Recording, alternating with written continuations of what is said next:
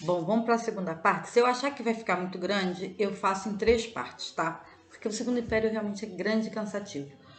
Bom, dentro dos contextos aí que a gente está vendo de um Brasil periférico da Inglaterra, a gente vai entrar numa furada que vai ser a Guerra do Paraguai.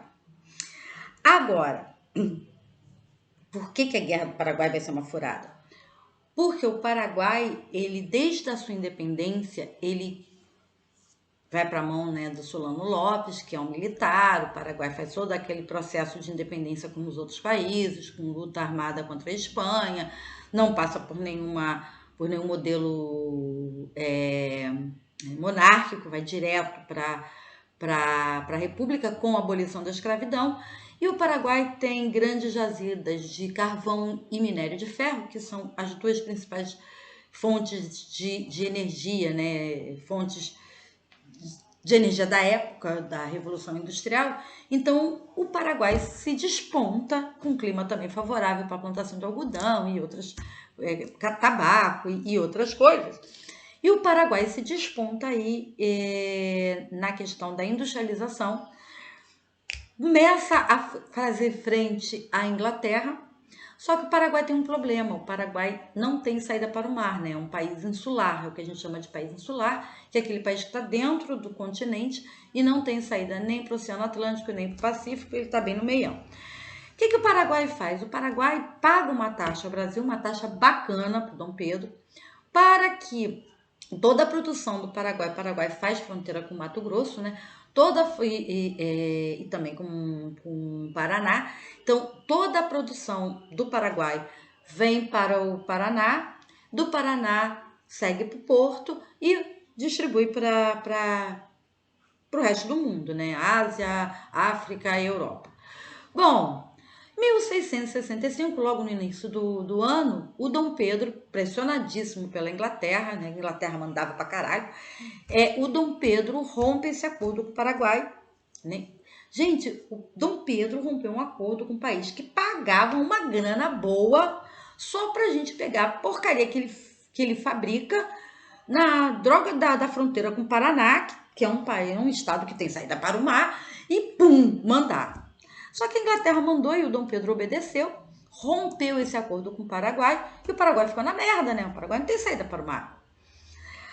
O Paraguai, o Solano Lopes, então ele tenta um acordo com a Argentina, mas a Inglaterra breca, e ele tenta um acordo também com o Uruguai, e o Uruguai também, mandado pela Inglaterra, breca. Então os 3 países que tinham saída para o mar viram as costas para o Paraguai. Coisas de América Latina. Bom, o Solano Lopes, emputecido, em maio, invade o Brasil, a Argentina e o Uruguai. Estamos em maio de 1865.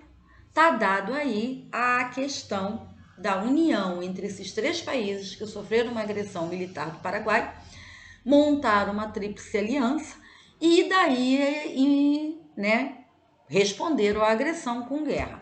Nasce a Guerra do Paraguai, que um país contra 3, ainda assim o Paraguai sozinho segurou a guerra por 5 anos. Então a Guerra do Paraguai vai de 1865 a 1870. Um detalhe, essa guerra acontece no momento em que o Brasil também estava começando a se desenvolver industrialmente. Em 1850, o Eusébio de Queiroz cria, né, a pedido do Dom Pedro, ele cria uma lei, depois eu vou falar mais dela, ainda nesse vídeo, tá, mais profundamente, para impedir a entrada de novos escravos vindos da África, para estimular, né, o trabalho assalariado, já dando um passo para a abolição que só vai acontecer em 1881. E também nesse mesmo ano, o Eusébio de Queiroz, não, Eusébio de Queiroz não, o Alves Branco, outro deputado, cria uma tarifa de proteção alfandegária aos produtos brasileiros, né, frente aos produtos ingleses, que é a tarifa Alves Branco. A Inglaterra torce o nariz para essas 2 coisas, mas como a Inglaterra não vai sair muito prejudicada, porque ela tem uma alíquota especial, então fica mais cara para os outros países botarem mercadoria aqui, para a Inglaterra ficar mais ou menos a mesma coisa, o Brasil está começando a despontar, e tem o Barão de Mauá, que daqui a pouquinho também eu vou falar mais profundamente dele, né, que é um cara que impulsiona um pouco a industrialização do Brasil, Mas a Guerra do Paraguai acontece exatamente nesse momento que o Brasil está pensando, começando a se industrializar. Bom, pro Barão de Mauá, essa ideia não é ruim não, tá? Porque o Barão de Mauá, ele é um empresário ele é banqueiro, ele, claro, que ele precisa se associar ao capital inglês, porque ele sozinho, a grana dele sozinha não faz frente para a Inglaterra. E o Mauá, ele tem um estaleiro lá em Niterói, que é o Ponta da Areia. É o Mauá que impulsiona duas coisas que a gente não tinha: limpeza urbana, no Rio de Janeiro, e iluminação, né, na base do óleo de baleia, que foi uma tragédia para as baleias, é claro. Então, o Mauá, ele entra nesta guerra, né, ele participa desta guerra, não indo para frente de batalha, mas através do estaleiro Ponta da Areia, onde ele vai fabricar uma porrada de navio de guerra, porque a marinha, o estaleiro servia para montar navios mercantes. Mas durante a guerra, a marinha está envolvida na guerra e quem vai passar a produzir esses navios vai ser o Mauá. Então, o Mauá, durante a Guerra do Paraguai, nesses 5 anos aí, ele ganha dinheiro pra cacete, tá? Bom, a Guerra do Paraguai, ela tem um traço brabo, né? Ela tem vários traços bravos, mas ela tem um traço muito brabo, que é a questão do Duque de Caxias, né? O Luiz... Ai, esqueço sempre o nome desse assassino de merda. Ele já tinha participado, Luiz Alves de Lima e Silva. Ele já tinha participado da Farroupilha, ele já tinha participado da cabanagem, ele tem, né, uma carreira política, uma carreira militar em ascensão, e é claro que a Guerra do Paraguai vai fazer com que ele vire até duque. Mas junto com o Conde de, que é marido da princesa Isabel, genro do Dom Pedro, eles alopram em cima da população civil. O Caxias, tanto é que a Guerra do Paraguai entrou para a história como um grande genocídio do povo paraguai, promovido pelo Duque de Caxias e pelo Conde de, no que eles promoveram guerra bacteriológica, da maneira mais rústica que vocês possam imaginar, tá? Eles deixavam insepulcro os cadáveres de gente ou de animal para apodrecer nas nascentes dos rios que banhavam, né, as aldeias, as cidades, e com isso disseminar a doença.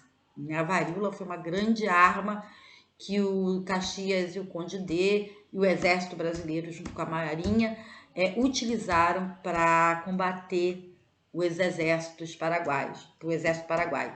E que essa é um espinho enterrado na nossa garganta até hoje, que o exército odeia tocar nesse assunto, porque o exército odeia quando a gente fala das atrocidades que eles aprontaram na vida, né? Mas eles aprontaram, E é esse cara que virou patrono do Exército Brasileiro em nome de uma cidade, né? No município de Duque de Caxias. Tem coisas nesse país que é muito esquisito, tem coisas no mundo que é muito esquisito, né? E a gente está vendo agora em vários países essa revisão e derruba essas estátuas de opressor, e o pessoal fica muito aborrecido, porque sempre foi assim, né? A história é sempre contada pelo vencedor, e é o vencedor que é o maioral, e nem sempre é assim, porque nem sempre as vitórias são feitas de maneira limpa e íntegra. E a Guerra do Paraguai não foi. Foi um genocídio mesmo. O que acontece? O Brasil ganha, Brasil, Argentina e Uruguai derrotam o Paraguai sai da guerra em 1870 totalmente destruído, 70% da população é morta, e aí entre adultos, mulheres, crianças, velhos, né, e todo o seu parque industrial destruído.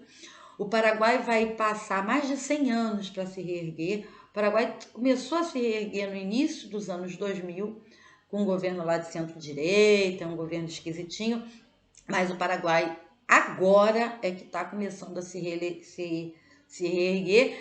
Quem estava vivo na década de 80 sabe que a grande mola motora da economia paraguaia era o contrabando, né? Então, ainda hoje né? O cigarro Gift, outras porcarias vêm do Paraguai, mas agora o Paraguai está conseguindo montar um parque industrial. Para vocês terem noção de como a guerra do Paraguai foi destrutiva para o Paraguai. Mas não foi construtiva nem para o Brasil, nem para a Argentina, nem para o Uruguai. Porque quem bancou essa guerra, quem emprestou dinheiro, recursos para essa guerra acontecer, foi a Inglaterra. Então, ao final da Guerra do Paraguai, a Inglaterra está de boa, com o Paraguai destruído e com 3 babacas, né, 3 países babacas altamente endividados com ela. O que vai desmontar toda a nossa incipiente industrialização.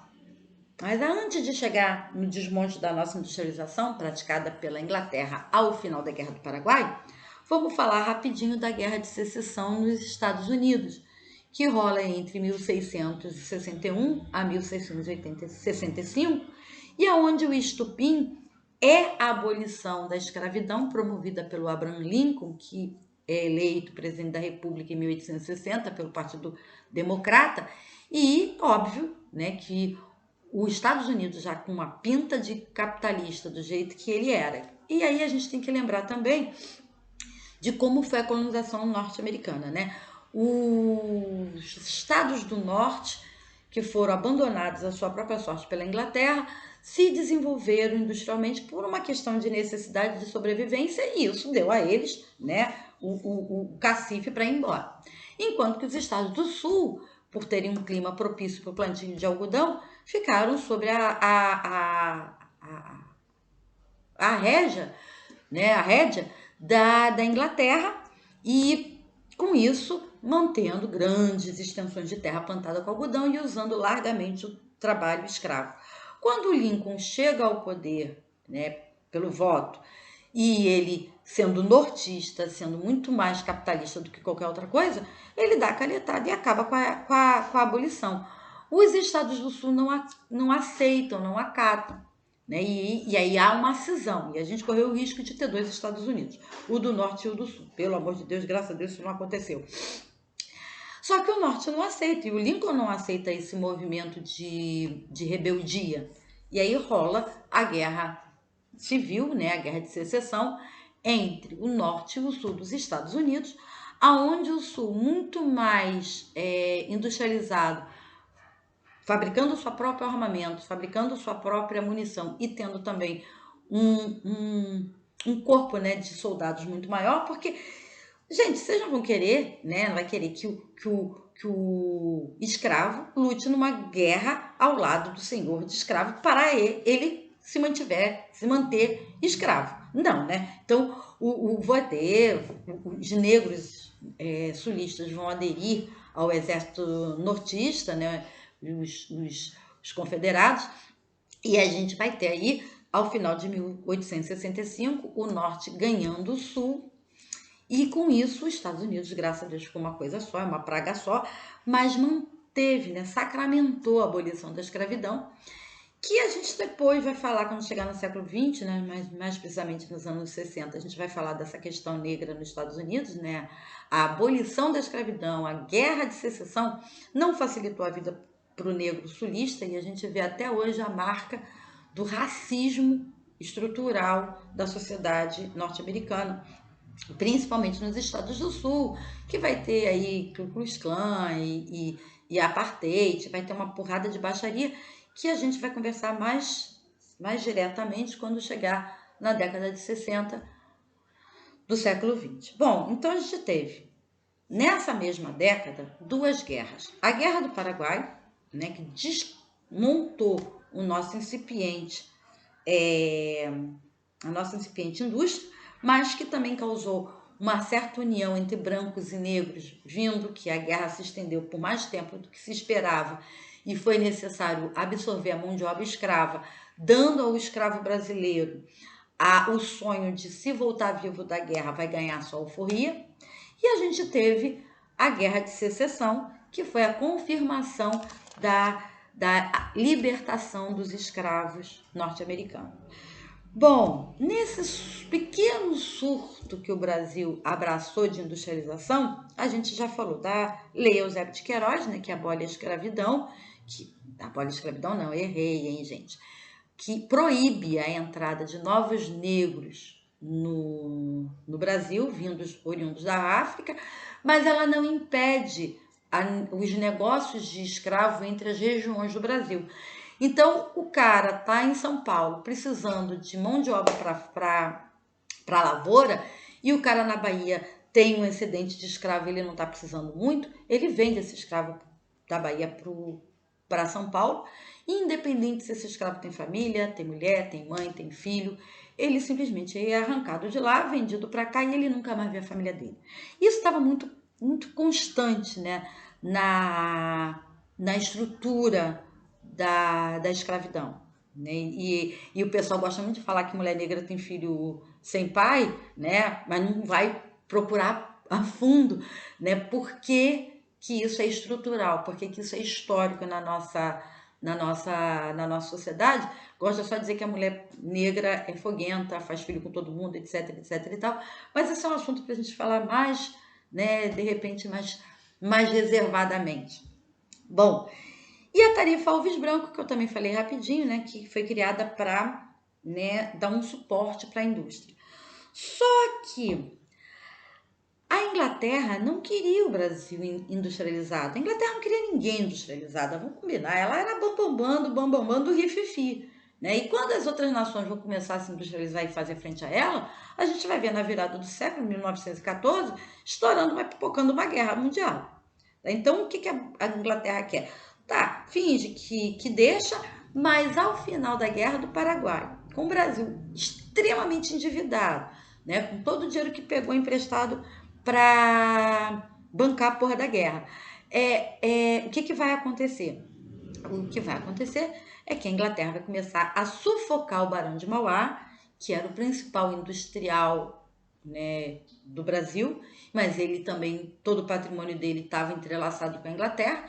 O banco que ele tinha, né, o Banco Mauá, tinha uma participação do Lloyd, do Banco Lloyd inglês, e o Banco Lloyd inglês, quando viu que o Mauá estava crescendo muito, começou a puxar o tapete dele e formatou o que a gente chamou, né, na Revolução Industrial de trust, fazendo com que as empresas inglesas se unificassem e com isso o Mauá foi perdendo espaço até que faliu. Tem um filme, eu vou até pegar o link do filme para botar para vocês, tá? Da vida do Mauá. Bom, mas a necessidade de abolir a escravidão, ela continua forte. Por quê? Porque a Revolução Industrial, o capitalismo, não sobrevive de trabalho escravo. Então, a gente vai ter, de 1860 a 1888, toda uma estratégia de desmonte da escravidão, que eu vou fazer num terceiro vídeo, que esse já tá com 17 minutos, depois para passar no YouTube vai ser um inferno, tá legal?